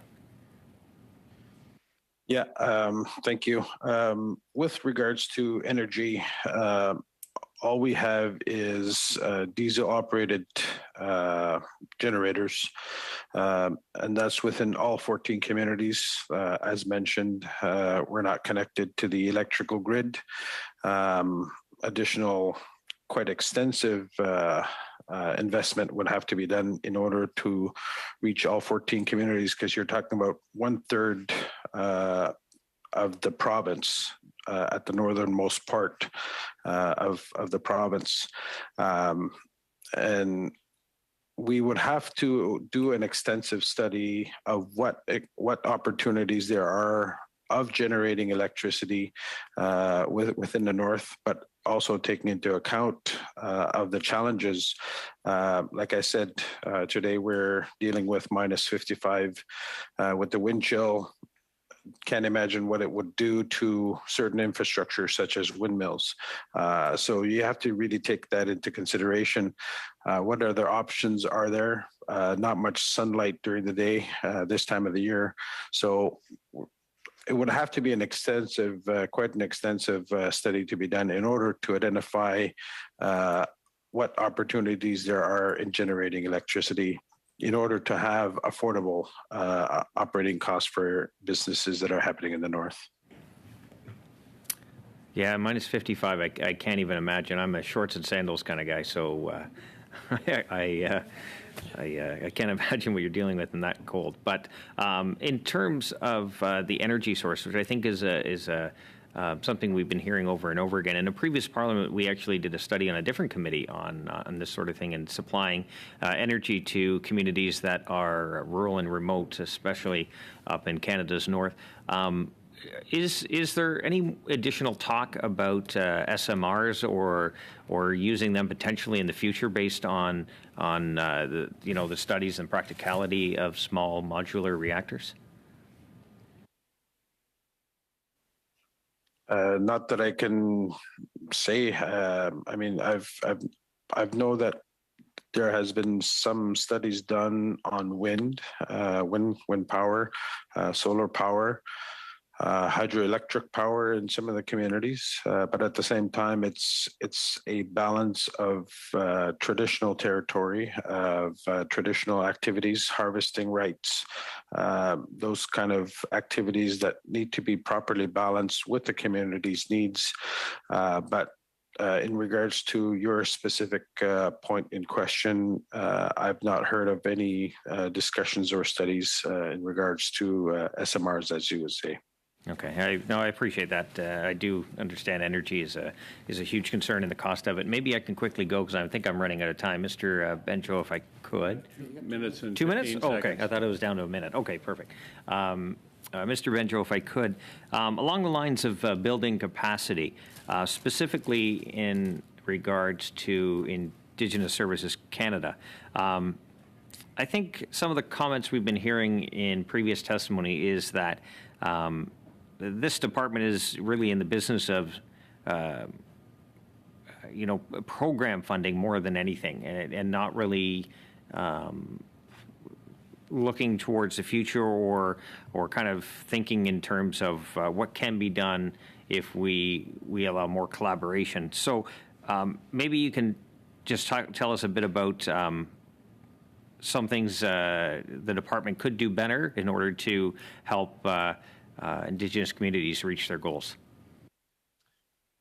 Thanks for the question. I think we really need to look outside of the box in terms of what are new solutions and what are new ways of looking at developing capacity.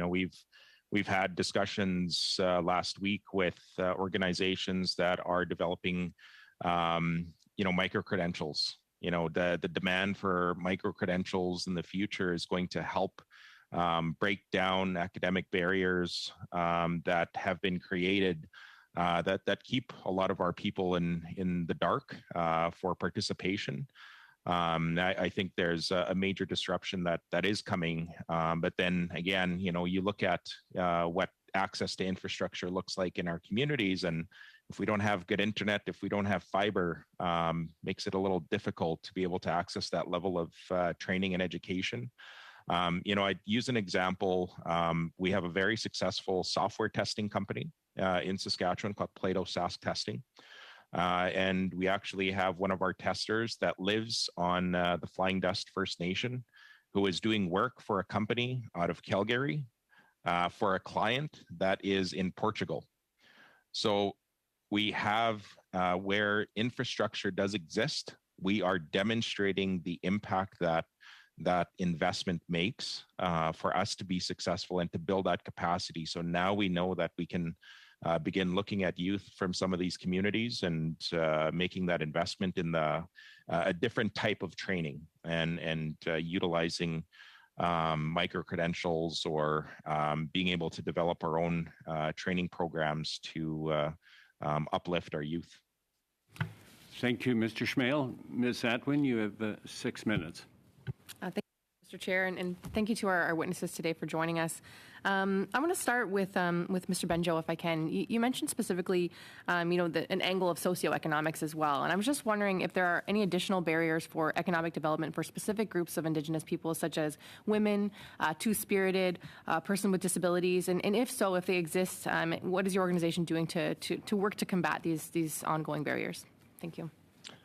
Absolutely. Thanks for the question. I know, my philosophy on, making sure that every aspect of our First Nations community is supported. Instead of trying to take things on our own as a development corporation, we've chosen to partner. So we've partnered with Women Entrepreneurs of Saskatchewan. We've partnered with Economic Development Regina. We've created programming together to support our entrepreneurs and specifically look at the barriers that our women entrepreneurs may face through the Matchstick program that was created. One of the things that we're working on there, and I know capital has come up quite a few times here, we've been trying to knock on federal doors to say, can we get a separate fund established for access to capital to our Indigenous women entrepreneurs in Saskatchewan? We'd love to be able to have access to that. And we have to, that means, and the reason why we need it to be different is because some of the basic criteria of being able to access that capital is a little different. I mean, if we're coming from, families or entrepreneurs that don't have assets to be able to use as collateral, well, chances of them accessing the current capital is not going to work. So things like that. I mean, we've been working with our non-Indigenous partners and collaborating, and we just created a new mentorship program that's going to be able to access significant capacity from the business community so that our entrepreneurs can pick up the phone and give them a call. Excellent. Thank you so much. I'm going to move to Ms. Lindeman, if I can. Given the devastating legacy of residential schools and the need for, by Indigenous, for Indigenous, how does the Martin Institute approach the issue of decolonizing education? Our programs are just focused on business. So in terms of decolonizing, we do compulsory training for the teachers and the principal with whom we work, and we provide ongoing support. And in that training, we ask the teachers to really reach out to the community, because this is a community program. The schools cannot offer it alone, neither the adult or the youth. So who are the elders? Who are the knowledge keepers? Who are the Indigenous business owners? Who are the mentors who will come into the classroom to talk about their experiences, such as the panelists today have talked about their experiences, their best advice. So we do a lot of explaining to the schools that this is not a traditional bricks and mortar, or virtual over the last 2 years program, but it's definitely a community-based program with a focus on Indigenous students. So the program is for Indigenous students with support from the Indigenous wider community. So I hope that helps to answer your question. Great. No, thank you so much. And really quickly with my remaining time, if I could go to Mr. Morehouse now, just to kind of flip this conversation on its head a bit and kind of move to a less deficit-based model, what are the enablers of economic development in the North, or, with the organization that you work for? Can you talk about some of the successful things that have been done that can help, enable further growth? Thank you.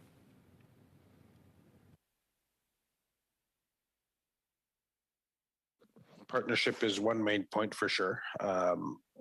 We do have a successful shrimp fishing partnership that we have in the Maritimes that creates a lot of employment for many, both from Newfoundland, but also some from our region that would have to travel. Our corporation has developed internal businesses that such as our own airline, regional airline.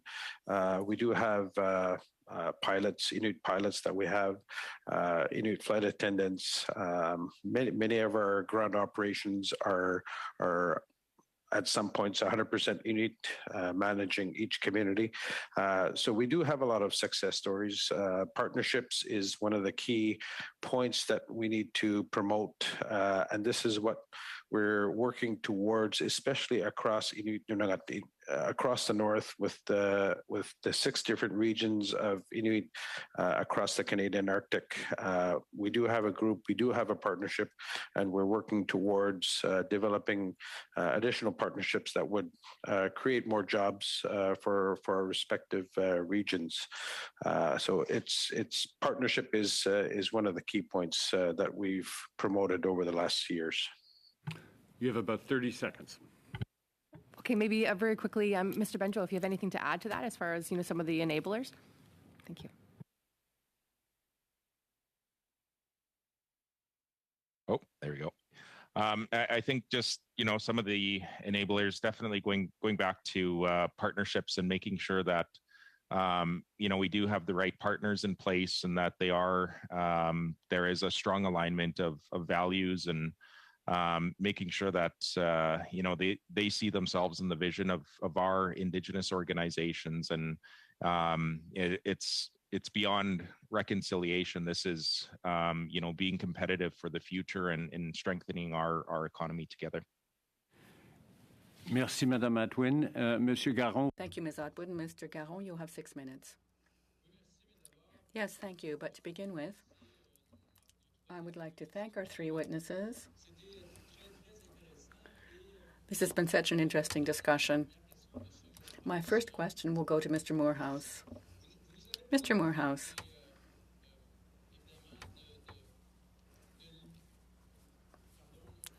I'm sorry, I'm just going to make myself clear here. You've told us about all the challenges due to the fact you are so far away from infrastructure in the south and so on. I would like you to give us more details about this. Do you think that the government programs and support take this factor into account sufficiently?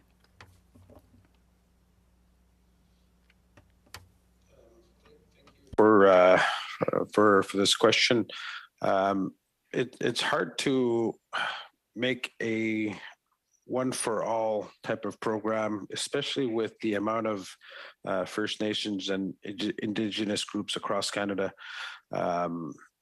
And until you get to a point where you're able to earmark each program geared towards a province or a specific group of people, they will always have challenges, and this is a fact that we've had to deal with over the years, where we try to access certain amount of funds in order to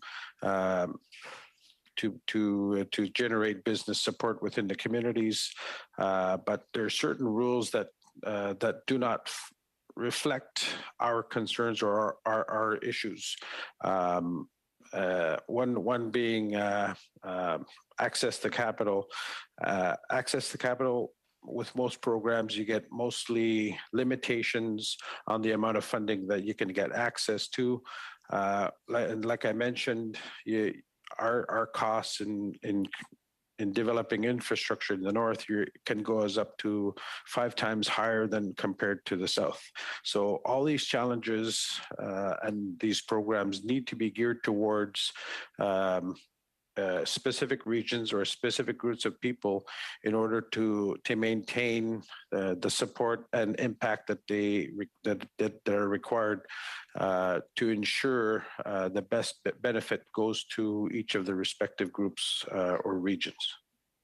Je comprends. Merci. Puis donc, j'imagine qu'étant donné... I understand.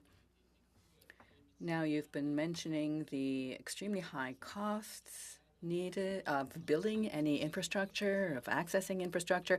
Also, thinking of all the infrastructure that, well, it would allow for more independence and long-term economic development, education, schools, and so forth.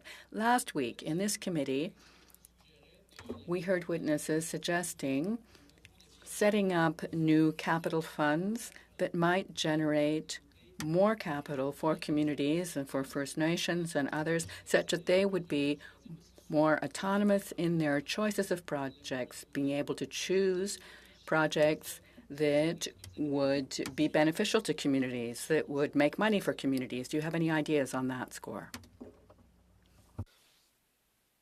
Yeah, I just want to point out, in order for a business to gain infrastructure or a capital asset for their business, they have to be able to understand in regards to their needs and projections for their business. But also a big issue is operating such an asset is if they can afford it. I mean, like I mentioned, energy costs, heating costs at our climate is really exorbitant, and it's really challenging for many of our businesses that try to strive but are unable to due to many of the challenges that we face. But like I mentioned, specific programs geared towards each region, geared towards the specific groups of people, would be the best option in order to ensure success with the economic opportunities. It's the same for our own businesses that we have in the north. As I mentioned, we own a regional airline. Within this regional airline, we do provide our beneficiaries with the support, such as discounts on cargo rates, discounts on trips in order to meet Southern partners or whatnot, in order to meet suppliers. So there's certain benefits that our own people provide to their own constituents in order to make sure that they have the support, which may not necessarily be available anywhere else. Peut-être que j'irai avec une dernière. A last question, if you allow me. You have 20 seconds. So I won't have time to put my questions. I'll wait for the next turn.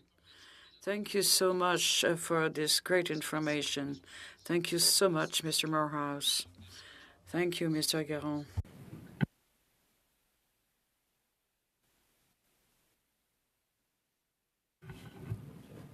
Ms. Elout, can you hear me? You have 6 minutes. Kaya namik sivul lang minila andi mo apirinera ma ukadlarok lang aksaro kaya ribaget inuktito kaugavit sunawa siutik kuvetu na lang ng mata inukto katoya metu saksone. I just wanted to ask my first question to Andy Morehouse. I wanted to acknowledge that it was wonderful to hear you speak in Inuktitut. I never knew that my ears could feel pleasure in hearing Inuktitut. I really appreciated your introduction when you began. I do have a quick question because you've done such a good job describing really well the inequities that exist for northern communities. I'm wondering, how has the federal government been receptive to the calls for supports you have mentioned? Has this brought any increases to any supports that you've needed in northern communities? Nako Mick, nako mi Lori, upigawit tamani hatawiyakpit. The issues that we've had mainly with accessing federal programs, one is the bureaucracy that we have to deal with in order to access certain amounts of funding for our local businesses, or to be able to provide programs that would be served to the population is challenging. In order to get the right program or access to the right program has been somewhat of a challenge, but it's also the challenge of the timeline that we have to deal with in order to ensure that we get the proper timing in order to, let's say, access for the short shipping season. We need to be prepared by this time, as an example, in order to access and be on time for this coming summer shipping schedule. So it's all about timing, and it's all about having access to the best programs available, or at least having the programs earmarked and geared towards specific Inuit regions, as an example. A quick question, another one. What investment should the federal government be making to offer northern communities opportunities equal to that of southern communities? I think the biggest support would be subsidies in regards to infrastructure. Either in the form of grants, or at least in the form of long-term interest-free loans. I think that would be one of the best avenues in order for us to gain capital, in order for us to have access to funding, in order to gain that capital that is required for businesses to succeed in the north. I mean, it's challenging enough to be able to construct these infrastructures, but it's also another challenge in order to keep them operating with high costs of operations. So either in the form of grants or at least interest-free loans would be the best options for our northern Inuit Nunangat. Thank you so much, Andy. My next question is to Carlana Lindemann. I really appreciated the programming that you offer for First Nations, Métis, Inuit communities. We all know that systemic racism exists because the mainstream society has not been fully aware of the history of the atrocities that Canadians have had been hidden from. Have you considered any programming to help educate mainstream students so that they are becoming aware of the realities faced by First Nations, Métis, and Inuit students, and why it's important to support First Nations, Métis, and Inuit in terms of economic development as well? Thank you. Thank you for the question. One of our, the entrepreneurship are 3 of our 9 major programs. One of our other major programs is what we think we have one of the world's largest virtual libraries, and it's called Promising Practices in Indigenous Education. So it is research, resources, classroom curriculum, teaching ideas, exposés, if you like, about residential schools, truth and reconciliation. It's focused on educators, policymakers, parents, students, student teachers, universities, focused on kindergarten to grade 12, early education. We added a whole section on COVID when COVID broke out, so we could help schools with strategies to support their schools and their communities, particularly on reserve schools and the northern schools. We also do up-to-date issues, media. So it's free. It's widely used. Most of the materials are Canadian. About a third are in French. We also have some materials from Australia, New Zealand, and the States, but primarily Canadian. And we're always looking for new material. So anything that's in curriculum or in the news, we add it and are constantly asking people how to improve our site. So thank you for letting me speak about that. That wasn't part of our focus, but we also definitely have sections on supporting Indigenous business from a student's point of view. Thank you, Ms. Idlout. That's the 6 minutes. Colleagues, we have time. We're extremely tight on time, but I'd like to start a second round, but a truncated one. We'll just get through 4 people. Conservatives, 3 minutes. Liberals, 3 minutes. 1.5 minutes for each of the Bloc and NDP. I'm going to assume you all want to ask at least another question. So on that assumption, I'd like to give the floor to Ms. Stubbs for 3 minutes. Thank you, Chair, and thank you to each of the witnesses for spending time with us today and for your testimony. Thomas, I completely hear what you are saying, and I got your message about long-term sustainable relationships that are not just about checking off boxes on a list or doing the bare minimum. I think from my observations, it's safe to say that that can apply both to the Crown's duty and interactions with Indigenous people and Indigenous communities, as well as often the private sector's relationships with Indigenous people and Indigenous communities. So I wonder if you could address maybe your top 3, or however you would like to explain it, specifics that either are barriers or suggestions to improve on both fronts: access to capital, capacity building with government, as well as expand on the comment that you made about initiatives linking businesses and entrepreneurs with private sector businesses and private sector investment, and the importance of equity, partnership, and actual ownership. Perfect, thanks. I think, I guess to use an example of one of the more unique business models that we currently have as an organization, and we're on the brink of hopefully securing some major projects, renewable energy projects in Saskatchewan. But we've built a limited partnership model that allows us to help lead as FHQ Developments the negotiations with our partners. And our partners are willing to give up 50% equity in these major projects. Now, these are, $500 to $750 million projects, and they're willing to give us that equity position. And alongside that, it means that we do have to spend a great deal of time accessing CIB, talking to Benarcan, and all of the set-asides that have been set up in those programs for us to access.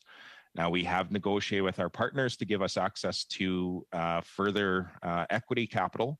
And the intent here is that we now have a seat at the table. So once we have a seat at the table, now we can dictate policy from a board level and be able to say, what are the economic impacts that we want to see from these projects? How do we want to see employment? How do we want to see reinvestment? How do we want to see the spend with Indigenous businesses, real spend with Indigenous businesses, and make sure that we set the policies on how we do that. So only through having, a major equity stake in these major assets are we going to be able to dictate the rules of the game. So this would give Indigenous communities more power to be able to ensure that there is greater economic impact and that we are being a bit more involved in the projects, that we are building capacity, that we are managing the maintenance of those assets so that it's not just one big project and we get to see all this tremendous benefit and then it goes away, right? We want to be able to continue to see that success and the maintenance of those assets ongoing. And, being a part of these types of projects, especially major assets, this is multi-generational wealth. So, an asset for a wind turbine or solar project, you're looking at, anywhere from 25 to 40 years. So could be up to 40 years of wealth generation and cash flow going back to our communities as own source revenue that can be used for further investment in the things that we need in our communities. So, that's just an example of how we've, deployed, I guess, a new business model to help us, access capital and see that there is multi-generational wealth. We're crossing our fingers and hoping for access to some of these projects and that they will be approved for us. Thank you, Ms. Stubbs. Mr. Pawlowski, you have 3 minutes. I want to get to Ms. Lindeman because we're both in Thunder Bay. But before that, I just want to comment. I'm noticing the art and the backgrounds of several people, Mr. Benjo, Monsieur Garon, and a nice picture, and which brings us to Mr. Morehouse in his Inuit carving sitting right above him. Now, whereas many artists around the world struggle to survive, Inuit artists are exceedingly well known as one of the few communities which I think can count so many successful artists who've been able to make a good life for themselves out of art. And so perhaps there's some lessons there in terms of economic prosperity. It doesn't always have to come from the traditional sources. But having said that, let me quickly go on to Ms. Lindeman. You talked about the Cromarty School here. Certainly within both the public and Catholic school boards, there's a lot of Indigenous students. Could you just tell me a little bit about how you think in Thunder Bay we can be doing better in terms of equipping Indigenous students for to be able to have a good life, and certainly we both agree on the importance of education and that goal. And if you get by quick enough, maybe we can ask Mr. Morehouse about Inuit art. Thanks. Thank you. Thanks for the question. I'm a former teacher, principal, the inspector for Dennis Franklin Cromarty High School, so I know the school well. I think that there's a real focus now in many school boards, many schools, to support Indigenous students that perhaps wasn't there decades ago, for sure wasn't there decades ago. So I think the fact that we've got data, the fact that we're asking students, what do you want? What's going to be best for you? What are the supports that you need? Not making decisions on their behalf, but having them as part of the team. I think better involving families and parents and extended family as well. So I think all of those things are very important, but I think that particularly what's happening at Matawa, particularly what's happening at Northern Anishinaabe Education Council, also with KIHS, the Internet High School, and the school boards. I think that they have a very positive relationship and, they all have a common goal. We want these kids to succeed. We want these students to succeed. Thank you. Was that short enough? Yeah, Mr. Morehouse, any comment on the success of Inuit art economically?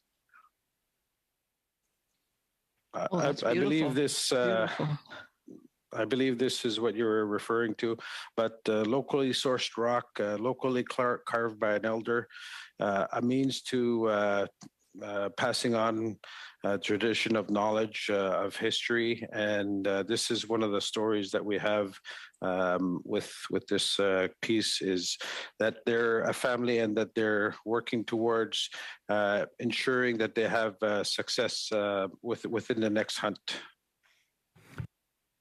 Thank you very much, Mr. Pawlowski, and Mr. Morehouse as well. Monsieur Garon, vous avez 1 minute. Mr. Garon, you have 1.5 minutes. Thank you so much. So destiny is good with me. I'll be able to ask the question I wasn't able to ask earlier. Mr. Morehouse, there have been some real economic success stories. You mentioned some. But given the circumstances, given the general state of entrepreneurship in your communities, all the challenges we've been mentioning, there are, of course, barriers. Could you give us an example of a project that would have done well had it been in the South or in a non-Indigenous community, but that has trouble getting off the ground where you are, but that has good potential? There's a lot of businesses that are happening within our communities that seem to succeed with partnership, but you also need the opportunity to have a partnership, and also the opportunity for a priority of contract for a business in order to succeed. But where you don't have that support, where you have, let's say, multi-million-dollar companies that are in the South that have the backing of banking institutions or other partnerships that they may have in the South, but do not intend to provide economic opportunity for the community that they're presiding in or that they're working in. I think that's where the challenge is, and that's in general. So in a sense, ensuring the priority of contracts within, let's say, on reserve for reserve communities, or in our state, ensuring that priority of contracts are given to Nunavik Inuit enterprises or Inuit enterprises in general across the Canadian Arctic. Merci, Monsieur Garon. Ms. Idlaut, you. Thank you. Thank you so much. I just have a quick question to Thomas Benjo, because I've really appreciated him describing the great programs that they've had to offer. I wonder if you have data on your success rates and whether you have an estimated number of recipients on an annual basis that use your programs that you've described today. Thanks for the question. I guess, in terms of data on the success of a lot of our companies, we've started a lot of our businesses with zero capital in most cases, and that's where we've leveraged government funding. We continue to just reinvest more and more of our own capital into more businesses, which creates a greater economic impact. When we look at our nations that are accessing our services, from hosting events to communications into the communities, it's tens of thousands of Indigenous individuals, not just from our territory, but right across Canada and internationally, that are following a lot of the strategies and programs that we're developing and partnerships that we're creating. So there's a lot of people listening in, and we're quite excited about being the younger development corporation in Canada, and being able to demonstrate some new ways of thinking. Thanks. Thank you very much. Thank you very much to Thomas Benjo, Andy Morehouse, and Carlana Lindeman for your very informative presentations and for answering all of our questions. You've pointed to some of the barriers and challenges, but also some of the opportunities, and that's exactly what we're studying at the moment. So we very much appreciate you taking your time today to be with us, and we wish you all the best, and we'll continue until we put out the report. But thank you very much for your input. To the committee members, we have to be out in about 7 minutes, but we have some committee business to look at. We need to decide about adopting the subcommittee report that is going to allow us to get underway for our second study. So is there a motion from the floor on this? Mr. Chairman? Oh. I do have a question, but I think Michael McLeod, he's going to speak because it's probably my question is related to him. Go ahead, Mr. McLeod. Yeah, Mr. Chairman, after reading the report and looking at the text on some of the studies, there was a study to look at the housing shortages. I think it was brought forward by the Bloc and Madame Gill. I would like to propose changes to the text and some different wording. The original text doesn't include Métis, and I was hoping that we'd be able to include some of the history that's already been, some of the work that's already done. Could I provided some of the wording already. Can I bring forward the amendment that I'd like to see? Please go ahead. Okay, the proposed new text would read, number one, further to the motion of Tuesday, February 1st, 2022. It was agreed that the following. Just one moment, Mr. McLeod. Monsieur Garon? Oui? Yes, I'm just wondering if it wouldn't be more appropriate just to work in camera. No, that's not necessary. Thank you very well.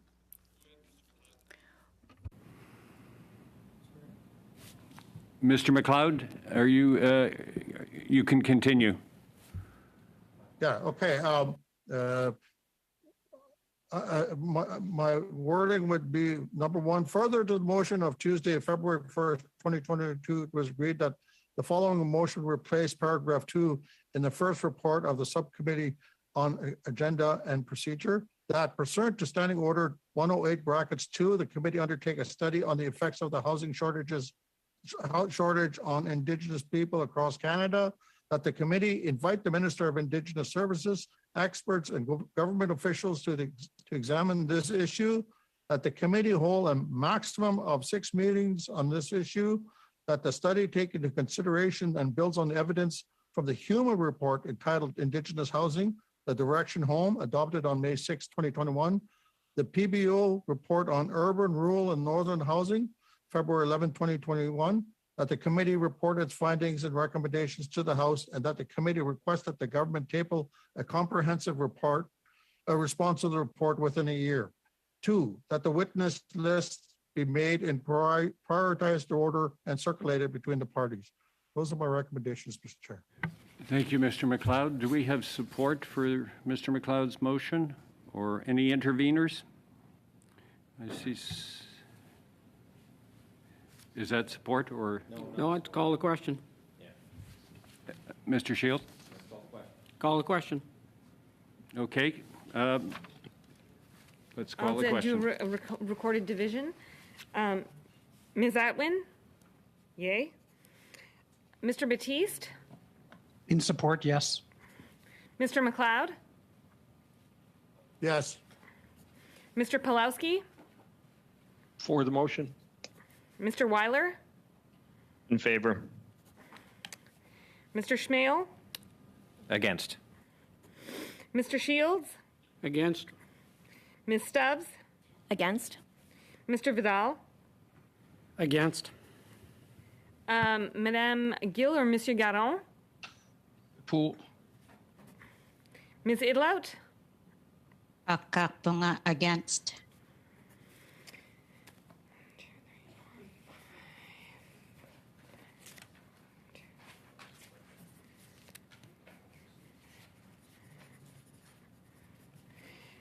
Six, 4, and 5 against. 6, 4, and 5 against.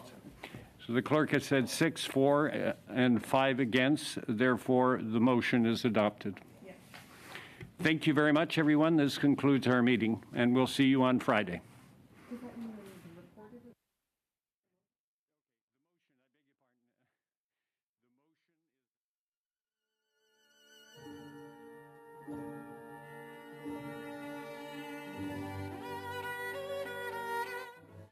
Is the report as amended by the motion adopted? Agreed. You got to call the question, you got to vote twice. You voted on the amendment, now you got to vote on the amended motion. Yes. Right. Thank you. So that's what we're doing now. Okay, let's call it. We'll call the question. Ms. Atwin? Mr. Batiste?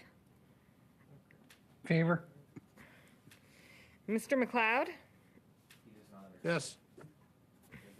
Mr. Pulowski?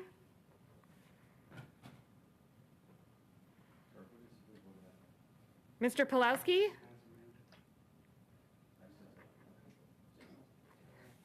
Mr. Weiler? Favor. Mr. Schmale? No, against. Mr. Shields? Against. Ms. Stubbs? Against. Mr. Vidal? Against. Mr. Garon? Pour. Ms. Idlout? Kakpunga against.